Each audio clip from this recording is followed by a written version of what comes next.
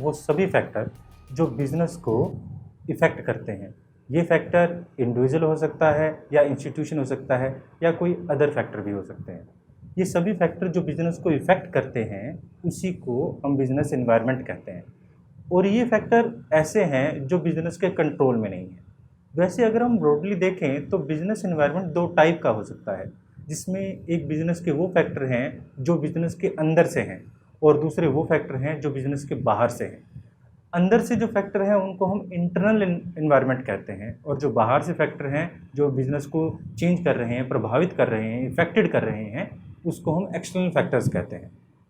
तो internal factor में कौन है? बिजनेस खुद, उसके मैनेजर, डायरेक्टर, एम्प्लॉय, और इस तरह से उसके बाद हमारे पास है दूसरा एक्सटर्नल फैक्टर्स। एक्सटर्नल फैक्टर वो हैं जो बिजनेस के कंट्रोल में नहीं है, क्योंकि हम अंदर के फैक्टर को, बिजनेस के मैनेजर को, बिजनेस के डायरेक्टर को, बिजनेस के एम्प्लॉयज़ को हम कंट्रोल कर सकते हैं। इस वजह से पूरी तरह से हम इन फैक्टर्स को बिजनेस एनवायरनमेंट में नहीं लेते।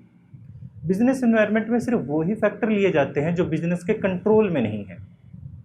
इस तरह से बिजनेस एनवायरनमेंट जो वो फैक्टर्स हैं जो बिजनेस के कंट्रोल में नहीं है, वो एक इंडिविजुअल हो सकता है, वो एक ऑर्गेनाइजेशन हो सकती है, या फिर कोई इकोनॉमिकल या फिर अदर फैक्टर भी हो सकते हैं। तो देखिए, तो इस तरह से हमारे पास बिजनेस एनवायरनमेंट क्या हुआ? Sum total of all the factor which affect और beyond the control of business. तो अब हम समझ लेते हैं definition given by different authors of the business environment. तो देखिए, सबसे पहली डेफिनेशन है हमारे पास, business environment is the aggregate of all condition, event and influence that surrounding and affected. ऐसी सब बातें जो बिजनेस के, जो एग्रीगेट कर रहे हैं हम सभी बातों का। इसके अलावा आप कोई और भी डेफिनेशन कर सकते हैं जो आप चाहते हैं। मैं जो बुक फॉलो कर रहा हूँ वो है अलका धवन एपीसी पब्लिकेशन। अब हम करते हैं फीचर्स ऑफ बिजनेस एनवायरनमेंट। सबसे पहला फीचर है totality of all the forces. Business environment अपने आप में कॉम्प्लेक्स हो जाता है। कॉम्प्लेक्स मीन्स जब एक ही चीज़ में बहुत सारी चीज़ें इफेक्ट करती हैं, बहुत सारे फैक्टर इफेक्ट करते हैं, तो हम उसे कॉम्प्लेक्स कहते हैं। क्योंकि बिजनेस एनवायरनमेंट सिर्फ एक फैक्टर से इफेक्टेड नहीं होता। बिजनेस एनवायरनमेंट एक ही टाइम में, एक बिजनेस एक ही टाइम में बहुत सारे फैक्टर से इफेक्टेड होता है। जहाँ पर एक लीगल इन्वायरमेंट भी है, एक पॉलिटिकल इन्वायरमेंट भी है, एक सोशल इन्वायरमेंट भी है, एक कल्चरल इन्वायरमेंट भी है। बहुत सारे इन्वायरमेंट ऐसे हैं जो एक ही टाइम में बिजनेस को इफेक्ट करते हैं और बिजनेस का उन पर कोई कंट्रोल नहीं है। तो इस वजह से हम कह सकते हैं business environment is totality of all the forces. तो देखिए, totality of all the external forces, business environment is a holistic concept, यानी पूरे अपने आप में कॉन्सेप्ट है, as it refer to an aggregate of some total of all the forces factors which are external of the business or organization. It include individual, institutions and important forces. इसमें business का individual person यानी कोई competitor भी आता है, इसमें customers भी आते हैं, इसमें हम कह सकते हैं सप्लायर भी आते हैं, इसमें और कोई पर्सन भी आते हैं जो बिजनेस से किसी ना किसी तरीके से डायरेक्ट या इनडायरेक्ट तरीके से जुड़े हुए हैं। वो इंडिविजुअल कॉम्पिटिटर हो सकते हैं, बिजनेस के सप्लायर हो सकते हैं, या फिर अदर फोर्सेज। ये सभी फोर्सेज मिलाकर ही बिजनेस एनवायरनमेंट बनता है। तो बिजनेस एनवायरनमेंट में हमारा सेकंड जो फीचर है वो है specific and general forces. Specific and general forces, ये दोनों ही अलग अलग हैं। स्पेसिफिक फोर्सेज वो फोर्सेज हैं जो किसी एक बिजनेस को इफेक्ट डालती हैं, और जनरल फोर्सेस वो फोर्सेस हैं जो सभी बिजनेस को इफेक्ट डालती हैं, किसी को ज़्यादा तो किसी को कम, बट इफेक्ट जरूर डालती है। इन सभी फोर्सेस को हम क्या कहते हैं? General forces. जो सिर्फ एक ही फैक्टर को, एक ही बिजनेस को इफेक्ट करे, किसी और बिजनेस को इफेक्ट बिल्कुल ना करे, ऐसे हम इन्वायरमेंटल चेंज को, ऐसे फैक्टर्स को सिर्फ हम क्या बोलते हैं? स्पेसिफिक फैक्टर बोलते हैं, स्पेसिफिक फोर्सेस बोलते हैं। तो देखिए, specific and general forces, specific force and general force दोनों मिलकर ही बिजनेस एनवायरनमेंट बनते हैं। The difference type of forces which influence the working of the business firm can be broadly classified into two category, general force and specific force. अब बात कर रहे हैं यहां पर स्पेसिफिक फोर्स की, और यहां पर हम बात कर रहे हैं जनरल फोर्स की। टाइप ऑफ फैक्टर में स्पेसिफिक फोर्स कौन सी है? स्पेसिफिक फोर्स जो कस्टमर पे इफेक्ट डाल रही है, सप्लायर पर, इन्वेस्टर पर, एम्प्लॉयमेंट पर या कंपटीटर पर। और स्पेसिफिक फोर्स वो हैं जो पूरे सभी पर इफेक्ट डाल रही हैं, जैसे कि इकोनॉमिकल चेंज, कोई बड़े इकोनॉमिकल चेंज आ रहे हैं, जैसे आज ऑनलाइन बिजनेस बहुत ज़्यादा बढ़ रहे हैं, एक ऑनलाइन जो ट्रेडिंग है, 5G आने वाला है, 4G चल रहा है, इसकी वजह से बिजनेस में बहुत बड़े चेंजेस आ रहे हैं। सोशल चेंजेस, पॉलिटिकल चेंजेस, प्रधानमंत्री नरेंद्र मोदी चुने जाने के बाद बड़े पॉलिटिकल चेंजेस आए हैं। लीगल चेंजेस, जब भी एक लॉ जो है इनेक्ट होता है, लॉ बनता है, तो उसमें एक नए लॉ आने की वजह से बड़े चेंजेस आते हैं। वो सिर्फ एक लॉ जो है एक बिजनेस पर इफेक्ट ना कर एक बिजनेस, एक इंडिविजुअल पर इफेक्ट ना करके सभी कम्युनिटी पर इफेक्ट डालता है। इस वजह से हम क्या कह सकते हैं, इसको जर्नल इन्वायरमेंट कह सकते हैं, या फिर टेक्नोलॉजिकल इन्वायरमेंट। टेक्नोलॉजिकल इन्वायरमेंट भी वो इन्वायरमेंट है जो हर किसी पर बराबर मात्रा में इफेक्ट डाल रहा है। आज एक टेक्नोलॉजी डेवलप हो गई है, लोग जो है इंटरनेट की वजह से बहुत ज़्यादा तेज़ी से काम कर रहे हैं।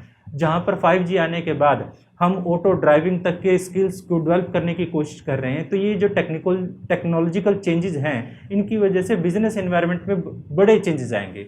बिजनेस जो है उनको अडॉप्ट करना चाहिए। इसी अडॉप्टेबिलिटी को एक्वायर करने के लिए हमें स्टडी करना चाहिए कि बिजनेस में किस टाइप के चेंजेस हो रहे हैं। तो हमारे पास दो प्रकार के फैक्टर्स हैं, स्पेसिफिक एंड जनरल।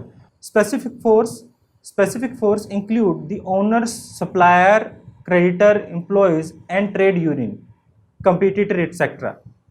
ये सभी जो बिजनेस के साथ हैं और बिजनेस का डे टू डे लाइफ में डायरेक्ट इफेक्ट आता है, यानी एक ही दिन में असर आ जाता है, ऐसे को हम क्या बोलते हैं, हमारे पास स्पेसिफिक फोर्स बोलते हैं। जनरल फोर्स कंसिस्ट करता है लीगल, सोशल, टेक्निकल और हमारे पास पॉलिटिकल इन्वायरमेंट को, जिसका किसी एक बिजनेस पर इफेक्ट ना आकर सभी पर बराबर मात्रा में इफेक्ट आता है। अब देखते हैं क्या क्या डिफरेंस है जनरल फोर्स में और हमारे पास स्पेसिफिक फोर्स या फिर स्पेसिफिक फैक्टर्स की बात करें।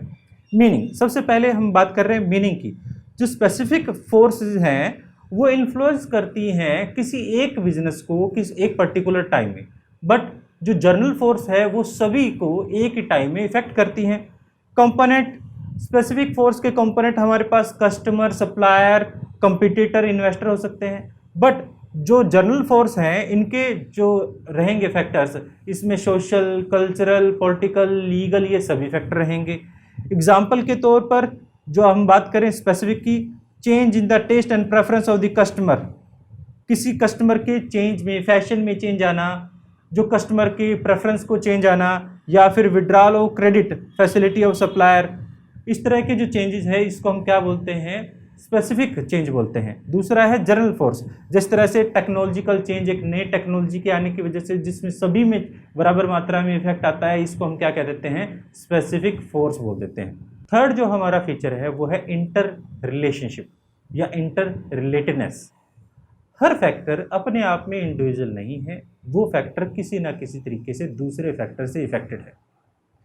अगर हम बात करें पेट्रोल की कीमतों का बढ़ना या डीजल की कीमतों का बढ़ना, अभी हाल फिलहाल देखा जा रहा है डीजल की कीमतें पहली बार पेट्रोल की कीमतों से बढ़ गई हैं, ज़्यादा हो गई हैं। क्या इसका सिर्फ एक ही फैक्टर आएगा कि सिर्फ और सिर्फ पेट्रोल की कीमतों की, डीजल की कीमतें बढ़ गई हैं, सिर्फ इस पे जो गाड़ी चलाने वाले हैं, ट्रक चलाने वाले हैं, उन पर असर आएगा, या फिर किसी और पे भी असर आएगा?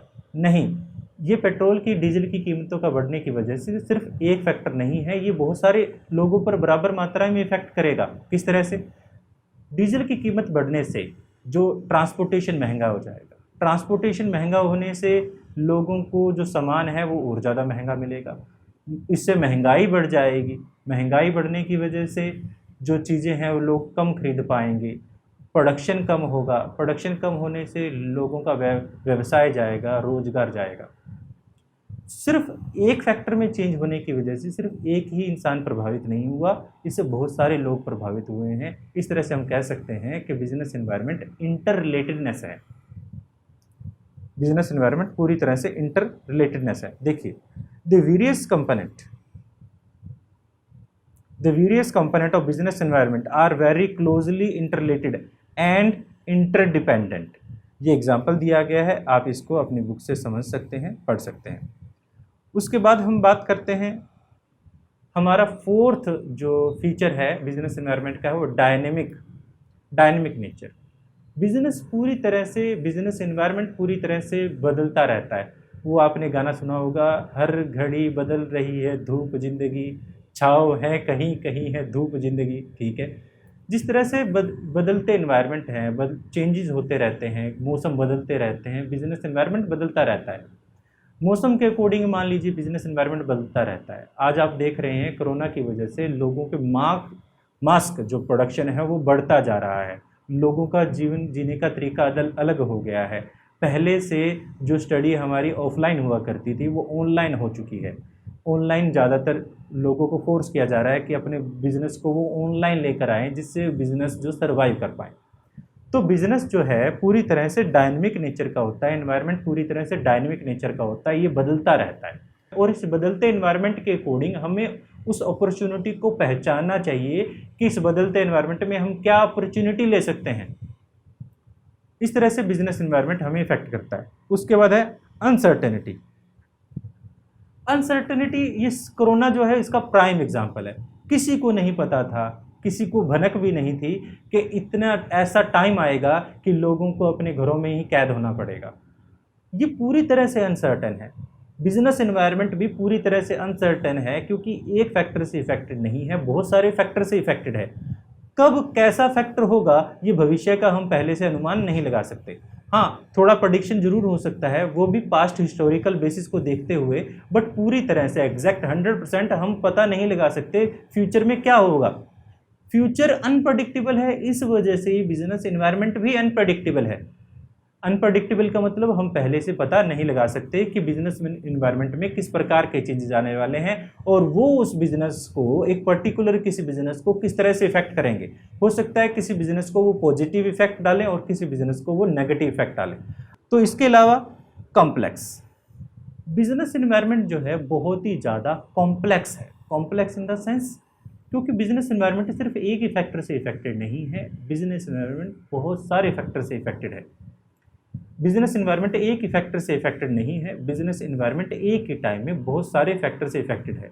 तो इस वजह से जिस तरह से सोशल, कल्चरल, पॉलिटिकल, टेक्नोलॉजिकल, ये सभी फैक्टर एक ही टाइम में पूरी तरह से वर्क करते हैं। इस वजह से हम कह सकते हैं बिजनेस एनवायरनमेंट कैसा है, पूरी तरह से कॉम्प्लेक्स है। The business environment is a considered to be complex in nature, is made of the number of interrelated and dynamic situation of the forces, most of the time difficult to demark clearly where the effect of one component ends and impact on the other component start। हम पता भी नहीं लगा पाते कब किसी एक component का जो असर है वो ख़त्म हो गया और कब किसी दूसरे कंपोनेंट का असर जो है शुरू हो गया है। लास्ट हमारा फीचर है रिलेटिविटी। रिलेटिविटी मीन्स एक ही बिजनेस अलग अलग स्टेट में अलग अलग तरीके से काम करेगा। वहाँ के बिजनेस का इन्वायरमेंट, वहाँ का पॉलिटिकल इन्वायरमेंट अलग अलग हो सकता है। जैसे अगर हम बात कहें, एक ऑर्गेनाइजेशन, एक ही बिजनेस की दो फ्रेंचाइजी है, एक मान लीजिए हमारे पास पंजाब में है तो दूसरा तमिलनाडु में है, जो दोनों ही एक देश के अलग अलग छोर हैं। वहाँ का कल्चर अलग है, वहाँ का पहनावा, भाषा सभी अलग अलग हैं। इवन वहाँ का जो इन्वायरमेंट है वो भी अलग है। पंजाब में जहाँ पर एक टाइम में सर्दी, गर्मी, बसंत, बहार अलग अलग 4 ऋतुएं आती हैं, बट तमिलनाडु की साइड देखें वहाँ ह्यूमिडिटी ज़्यादा है और ज़्यादातर गर्म ही रहता है।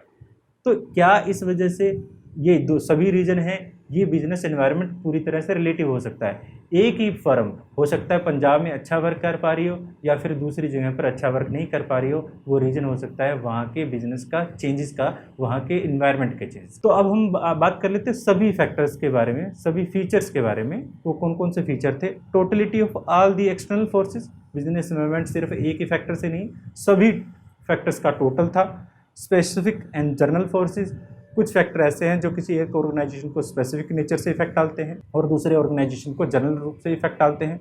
इंटररिलेटेडनेस, सभी फैक्टर एक दूसरे से इंटररिलेटेड हैं। Dynamic nature, business environment change होता रहता है। अनसर्टेनिटी, बिजनेस एनवायरनमेंट में अनसर्टेनिटी है, कब क्या होगा हमें पहले से कुछ नहीं पता। कॉम्प्लेक्स है क्योंकि सभी फैक्टर एक दूसरे से इंटररिलेटेड हैं और रिलेटिव हैं। किसी एक फैक्टर किसी एक जगह पर असर डालेंगे, हो सकता है वो दूसरी जगह पर असर ना डालें। तो ये सारे थे हमारे फीचर्स ऑफ बिजनेस एनवायरनमेंट। अब ये सारे फीचर, अभी तक देखो आपने स्टडी किया बिजनेस एनवायरनमेंट के मीनिंग को, और उसके फीचर्स को। हम ये क्यों स्टडी कर रहे हैं? देखिए, एक जो बिजनेस है उसको अपने आसपास के सराउंडिंग एरिया को स्टडी करना बहुत ज़्यादा ज़रूरी है। इससे वो अपनी स्ट्रेंथ, वीकनेस और अपॉर्चुनिटी, थ्रेट्स को पहचान सकता है। बिजनेस में होने वाले चेंज, बिजनेस एनवायरनमेंट में होने वाले चेंज से वो पहले से बच सकता है अगर वो उसे स्टडी कर ले। नेगेटिव प्रकार के जो चेंजेस आने वाले हैं उससे वो बच सकता है, अपने आप को उसके अकॉर्डिंग चेंज कर सकता है। बट अगर वो स्टडी ना करे तो हो सकता है बिजनेस पूरी तरह से ठप भी हो जाए। आपने बजाज चेतक का नाम सुना होगा। बजाज चेतक एक बहुत ही पुराना एक मोपेड हुआ करता था। अपने टाइम में वो ऐसा मोपेड था जिसका कोई कॉम्पिटिटर ही नहीं था, बट उन्होंने बिजनेस एनवायरनमेंट को स्टडी नहीं किया। लोगों के चेंजेस, जो टेस्ट चेंज हो रहा है, लोगों की प्रेफरेंस चेंज हो रही है, उनको स्टडी नहीं किया और बहुत ज़्यादा फेमस मोपेड बाइक एक टाइम में आके ख़त्म हो गया। आज भी बजाज जो है उसे बार बार मार्केट में लाने की कोशिश करता है, कभी इलेक्ट्रिक व्हीकल के लिए, कभी किसी चीज़ के लिए, बट वो फेल हो रहा है।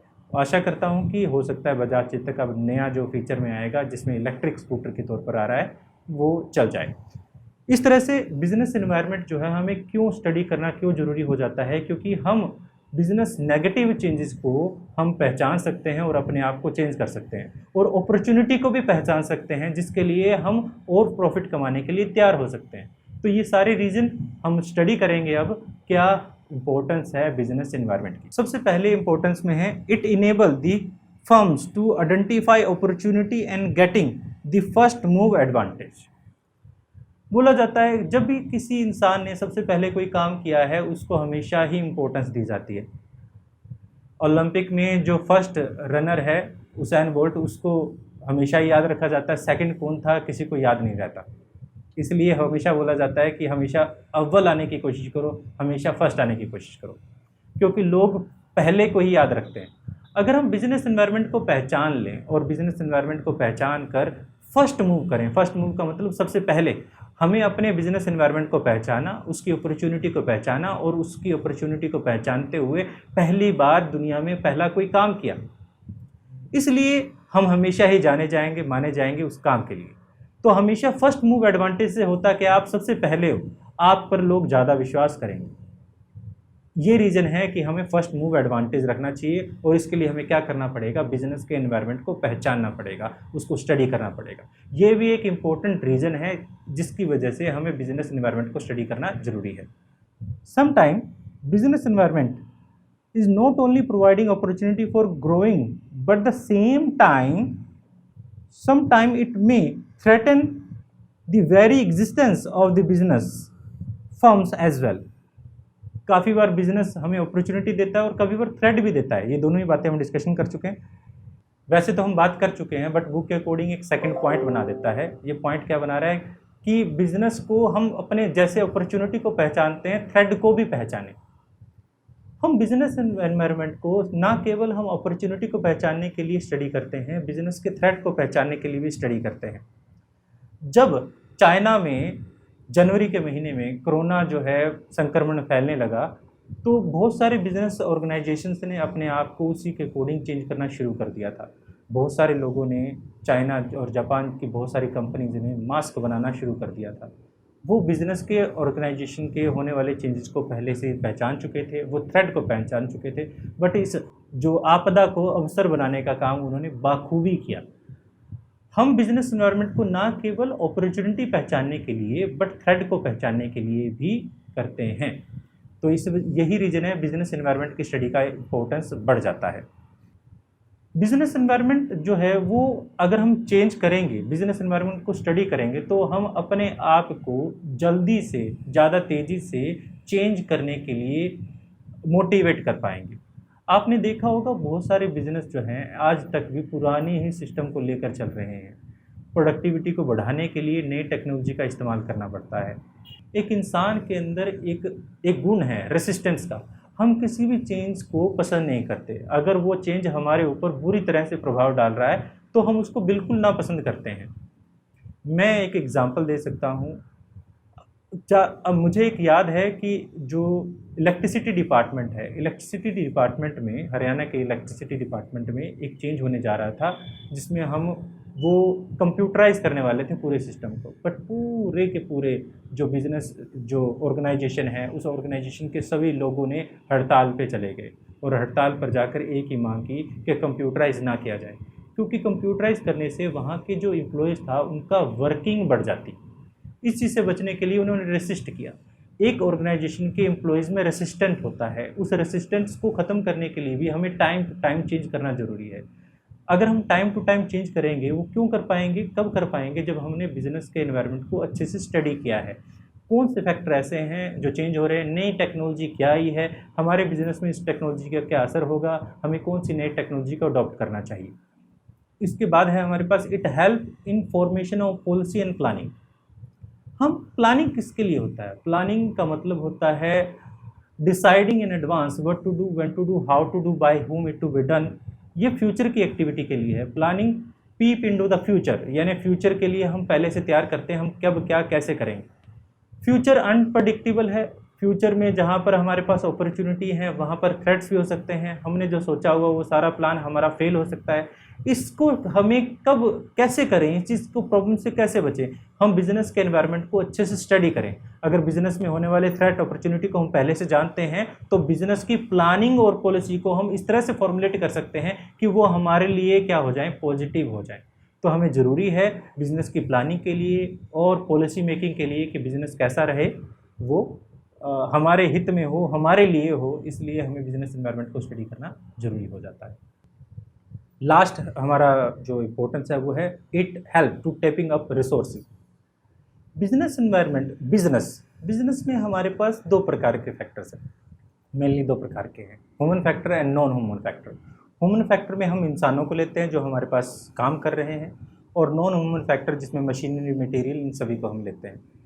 ये सभी रिसोर्सेज हम अच्छे से यूज़ कब कर पाएंगे? जब हमने प्रॉपरली प्लान किया होगा, बिजनेस के एनवायरनमेंट को पहचाना होगा, यानी कैपिटलिस्टिक बने या फिर लेबरिस्टिक बने, हम लेबर फोर्स को ज़्यादा इस्तेमाल करें या फिर हम मशीनरी को ज़्यादा इस्तेमाल करें। इन सभी प्रकार के डिसीजन हमारे बिजनेस एनवायरनमेंट की स्टडी के ऊपर ही डिपेंड करता है।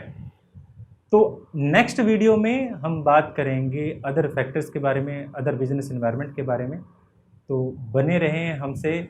चैनल को अगर वीडियो पसंद आया हो तो लाइक करें, चैनल को सब्सक्राइब करें, बेल आइकन को प्रेस करें। फिर मिलते हैं किसी और वीडियो में, जब तक के लिए थैंक यू।